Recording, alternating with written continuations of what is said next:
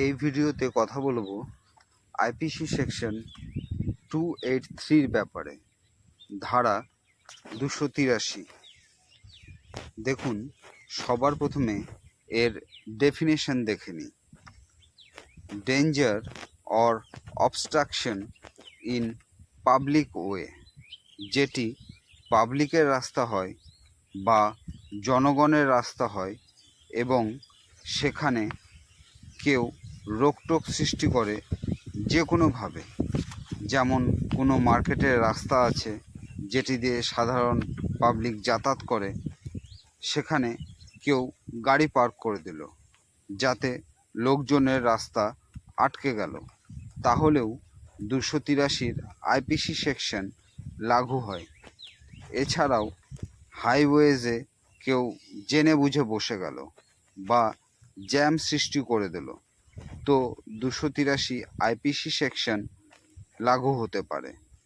কোনো গলি, ছোট রাস্তা, সড়ক, যে কোনো ধরনের রাস্তা যদি সেটাকে আটকে দেয়, যেখানে সাধারণ পাবলিক যাতায়াত করে, ওই যাতায়াতের রাস্তাতে কোনো বিপদ সৃষ্টি করে দিল যেখানে লোকজনের ইনজুরি হতে পারে, তখন 283 যে আইপিসি সেকশন আছে সেটি লাগু হয়।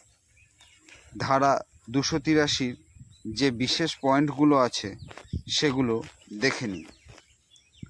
এখানে সাজা শুধু ফাইন হয়, এখানে জেলের সাজা নেই, শুধু ফাইনের পানিশমেন্ট হয়। এটি কগনিজেবল অফেন্স।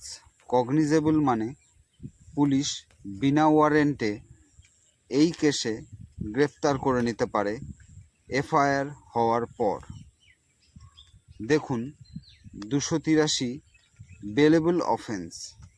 বেলেবল মানে এফআইআর হওয়ার পর পুলিশ স্টেশনেই এর জামিন হয়ে যায়, কোর্টে যেতে হয় না। এটি নন কম্পাউন্ডেবল।